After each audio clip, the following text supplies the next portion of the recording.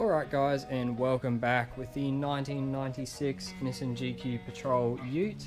And if you guys follow me on Instagram, you'll know by now, over the last week or two, I've been pulling down this motor, ordering parts, getting everything ready for what you'll see in the next video on this. As I'm pulling it apart, I'm inspecting everything. Everything looks in pretty good nick, but these cam bearings are a little worse for wear.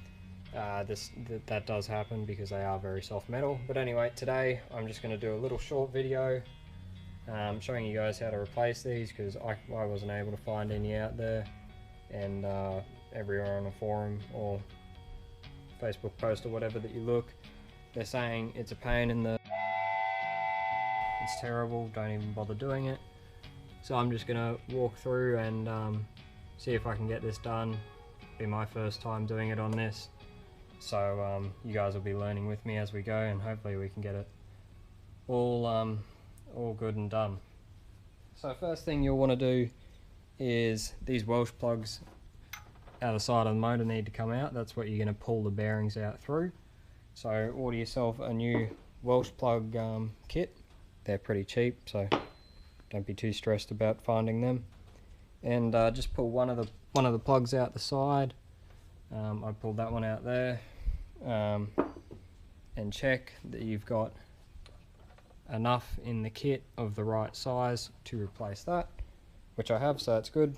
You can pull these out just with a self-tapping screw, either that or just hit it inside there and then pull it halfway out and lever it out with a screwdriver. They're pretty soft metal, only brass usually, so they do come out pretty easy. So that's the first thing you want to do. Check all that, get all those out, and then we can move on. So I'll bring you back when we've got those out. Now for this, you just want to get yourself a cam bearing installer remover tool. You can get them off eBay, anywhere. They're all pretty much the same.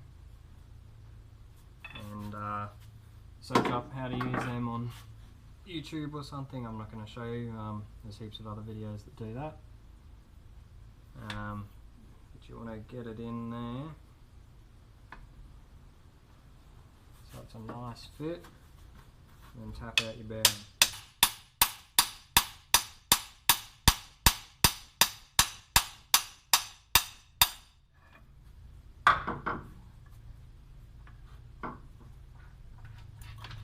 And it is important to take note on these. They have a hole there for oiling, as you can see there. That needs to be perfectly lined up. They also have this locator pin that helps you line up that oil hole. I believe on these they point directly that way, but definitely take note of that before you take each of your bearings out, because they might be different. So I know this one pointed straight out to the driver's side of the motor, and they also sometimes, like there, a bit easier to see there, have an exit passage for that oil passage that is meant to spray oil onto your cam lobes. So take note of which way that is facing as well.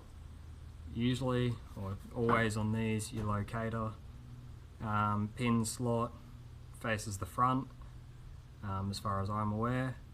So as long as that's facing the front, that oil passage should be facing the right way onto those cam lobes, and will help lubricate your lifters and make sure everything's fine there.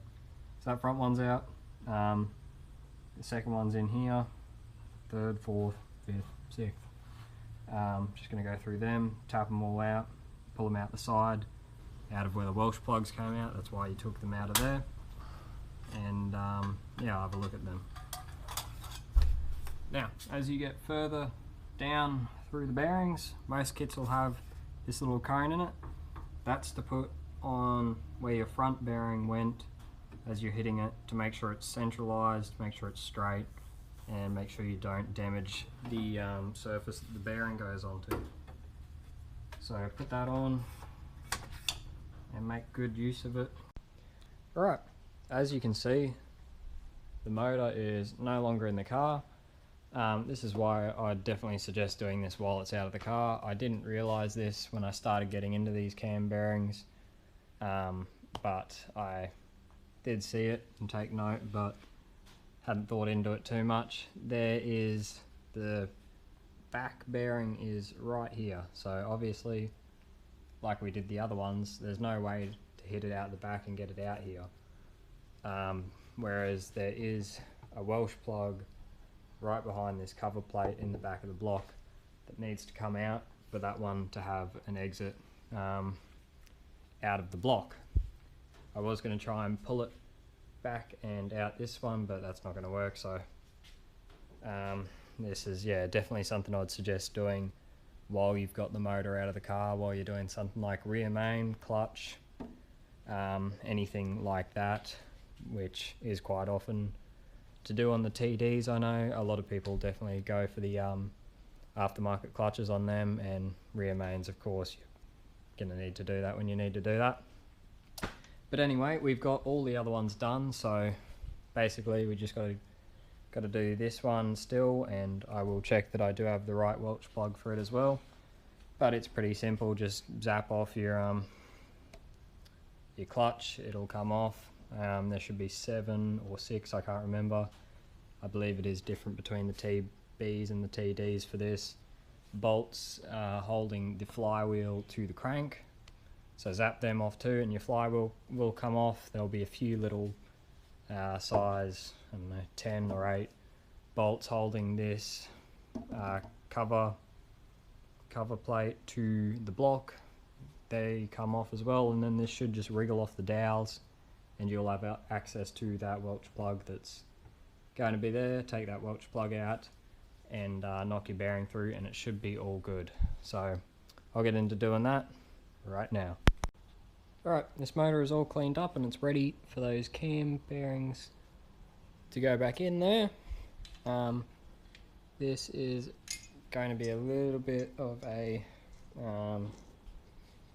process that you have to take carefully, because obviously you have to line these oil holes up exactly right, or your bearings are going to starve for oil and either spin, seize, or just cause some pretty bad damage. So what I will do is go from the back and work my way up to the front, because obviously your front cam bearings and the board that they sit in is going to be larger at the front than it is at the back. So if you're going from the back and you stuff up one, you've got a chance to go through and push it through all the way, or wriggle it through, whatever, and try again. Possibly, if you're very lucky. I doubt you would be able to, but there is a slight chance that you might be able to. So that's the orientation I'm going to go in.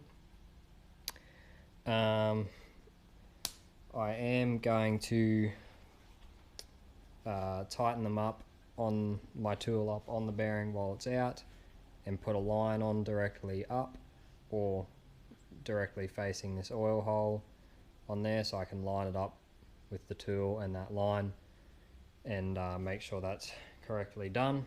The Nissan tool has a notch cut in it, or a little nub. You will be able to see on the old bearings that you have, they have a little notch cut into them that nub would fit in, and it faces, I think, directly out the side there, to just help you line up those holes. But I'm going to go through this and see if I can just get it right. You don't really get much of a second chance, but yeah, hopefully we'll get it done. Alright, those are in there and done now. This is definitely a job I would suggest giving to a machine shop to do, or at least having someone here with you to help line up these oil holes and just align everything as you're tapping it in.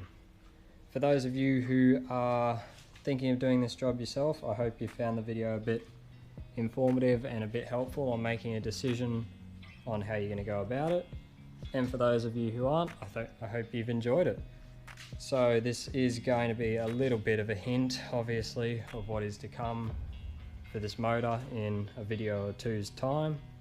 So definitely subscribe and like if you're interested in seeing what's coming from this. But thank you for watching, and I will see you next time.